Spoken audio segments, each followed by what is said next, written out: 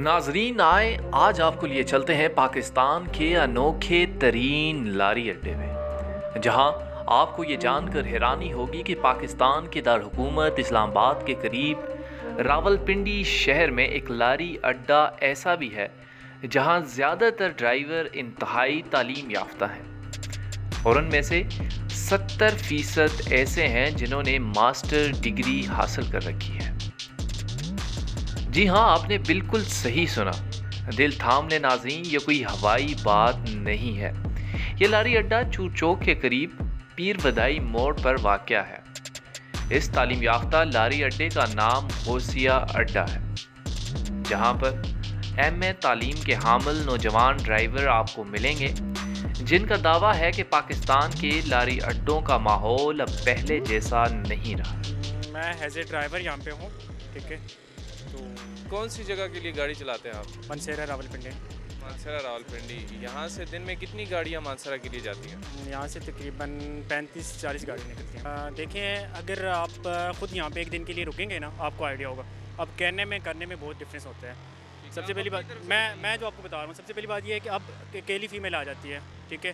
तो उसको अगर एक मेल बैठ जाता है तो वो कहता है कि जैसे मैंने गाड़ी ख़रीद ली है, ठीक है, वो जगह नहीं देते। अब आप 2 मिनट के लिए अगर आप देख भी लें, आपके सामने जो कुछ भी होगा वो आपके सामने होगा।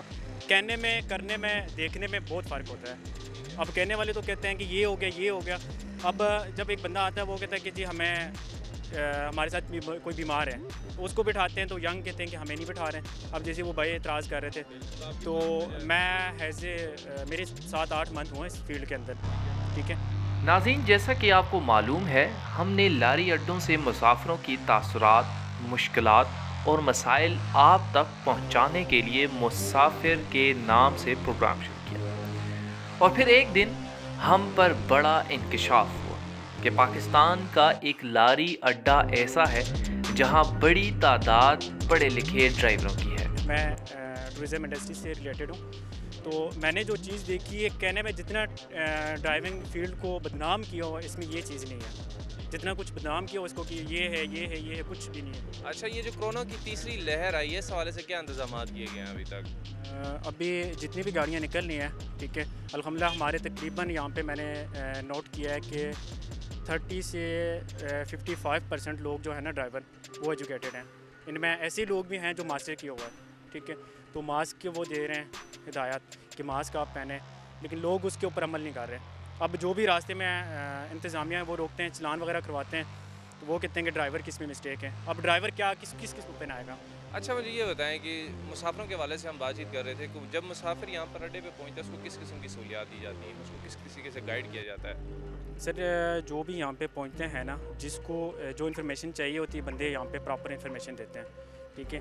अब कोई होते हैं कि वो कहते हैं कि मिस गाइड कर रहे हैं, यहाँ पे कोई इस तरह का कोई सीन नहीं है, किसी को मिस गाइड नहीं कर रहे हैं। प्रॉपर हर साइड की, हर जगह की गाड़ी है, उनमें प्रॉपरली वो बता रहे हैं कि किस ने किधर किधर जाना है, ठीक है। तो बाकी उसके अलावा मास्क की हिदायत दी जा रही है। कोरोना की वजह से काम पे कोई इफेक्ट पड़ा है? सर, बहुत इफेक्ट पड़ा है। मैं रिक्रूटमेंट, ट्रैवल एंड टूर का सारा बिजनेस ठप करके यहाँ पे ड्राइविंग कर रहा हूँ। इससे बड़ी बात है।